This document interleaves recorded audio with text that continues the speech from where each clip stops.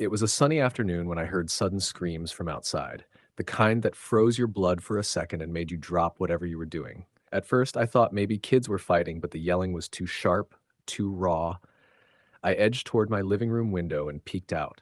What I saw nearly made me choke. Grace, our HOA president, with a face like she'd swallowed a lemon, was in the street clutching Mrs. Jenkins's wheelchair.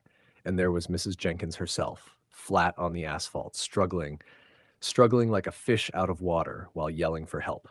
Welcome to Prodigy Tales. Make sure you like and subscribe for your top-notch HOA drama. Grace's lips were moving fast, barking words I couldn't quite make out over the chaos. Her grip on the wheelchair was so tight it looked like she was guarding gold. Mrs. Jenkins reached for it, trembling, but Grace yanked it away, almost mockingly. Neighbors' curtains twitched. A few stepped onto porches, eyes wide. My pulse quickened. This wasn't some HOA notice dispute. This was assault. I pushed my front door open and bolted toward them. The summer heat hit me like a wall, but the scene ahead boiled hotter. Mrs. Jenkins's hair was matted to her forehead, her voice breaking as she pleaded. Grace stood over her like some dictator on a victory podium, her shadow swallowing the old woman whole. Before we dive in deeply, let us know in the comments where you're watching this story from.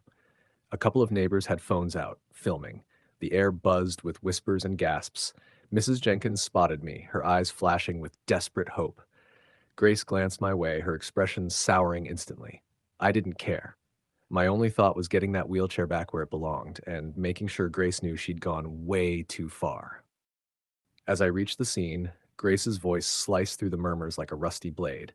"This is what you get for not obeying simple rules," she barked, her tone laced with that smug righteousness only she could pull off. "You think I want to do this? You all make things so hard. Why can't you follow simple instructions?" Her words rattled out like bullets, every syllable dripping with self-importance. Mrs. Jenkins sat trembling on the curb now, clutching her knees like she was trying to disappear into herself. I crouched down beside her, gently steadying her until she was at least sitting upright. She nodded weakly, the gratitude in her eyes clear despite the tears. It didn't take long for someone to fill me in. A few weeks back, Grace had dropped one of her infamous HOA notices in everyone's mailbox. This time, her decree was bizarre. From this day forward, no wheels of any kind will be allowed in the community. No bikes, scooters, skates, nothing. I remember rolling my eyes at it then. After all, I didn't own a bike or anything with wheels, so I ignored it. I never imagined she was unhinged enough to include wheelchairs in her little dictatorship. "Is this why you pushed her down?" I demanded, locking eyes with Grace. She sniffed and tilted her chin up like I was beneath her. "Mind the way you talk to me," she shot back, as though I had just questioned the queen herself. By now, more neighbors had poured into the street. Phones were up, lenses trained on Grace. A few people whispered loudly enough for her to hear. Grace's posture stiffened, her jaw tight. Mrs. Jenkins muttered something about her medical condition, but Grace waved it off like it was irrelevant. That was it. My patience snapped. The energy in the air shifted. Everyone could feel it. Something was about to go down. I stepped forward, closing the gap between Grace and me until I could smell her overpowering perfume mixed with the sweat of her self-righteousness. Without a word, I reached for the wheelchair.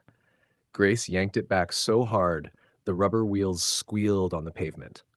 "Don't you dare touch that!" she hissed, but I didn't flinch. My hand shot forward again, gripping the armrest, and in one smooth motion I twisted it out of her grasp.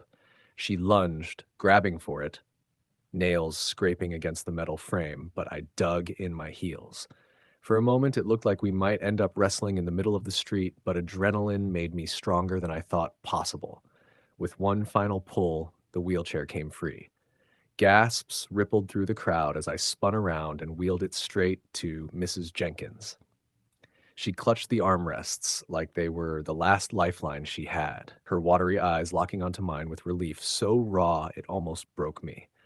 I knelt, helped her back into the seat, and double-checked she wasn't hurt. Thankfully, aside from a scraped elbow and a shaken spirit, she was okay. I started rolling her toward her house, ignoring the shouts behind me. "Don't walk away from me!"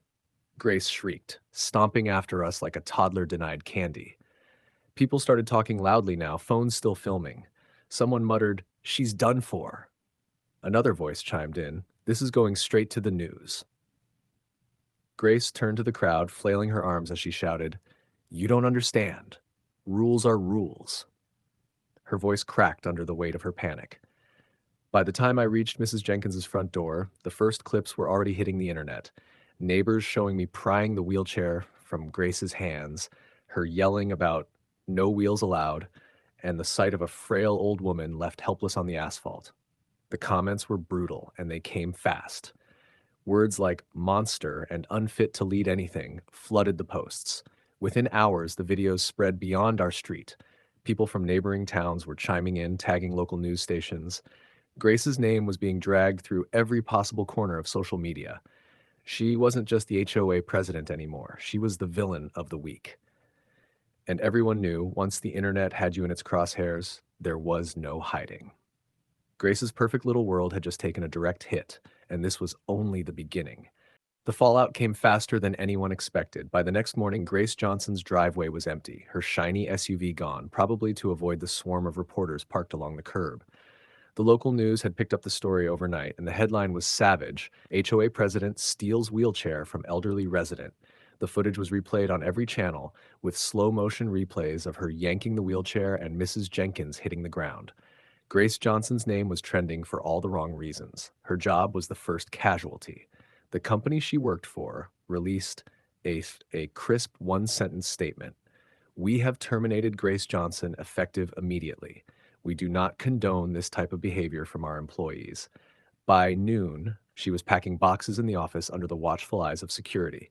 Someone filmed that too, and of course it went viral. Then came the legal hammer. The police opened an investigation after reviewing the videos, and it didn't take long for charges to stack up: assault, harassment, and violation of the Americans with Disabilities Act. Grace Johnson tried to play the victim, claiming she was misunderstood and only enforcing HOA rules. The judge wasn't buying it. She was ordered to pay $15,000 in restitution to Mrs. Jenkins, plus serve 4 months of community service. Ironically, the service would involve assisting disabled residents at a rehabilitation center. The humiliation didn't stop there. HOA members called an emergency meeting and voted unanimously to remove her as president. Word spread that her mortgage company was reassessing her financial stability, which was just a polite way of saying they didn't trust she could keep paying. The for sale sign appeared in her yard a week later, leaning slightly to one side as if even the sign was ashamed to be there. When the moving truck finally arrived, a small crowd gathered, not to help, but to watch. Some neighbors clapped sarcastically. Others recorded her lugging boxes while muttering curses under her breath. Mrs. Jenkins sat on her porch in her wheelchair, sipping iced tea with the calm satisfaction of someone who just witnessed karma work in real time. Grace Johnson climbed into the passenger seat of the truck, avoiding everyone's eyes. The engine roared, and just like that, she was gone, leaving behind a neighborhood that felt a little lighter without her iron grip. The end. Please like and subscribe for more HOA showdowns like this.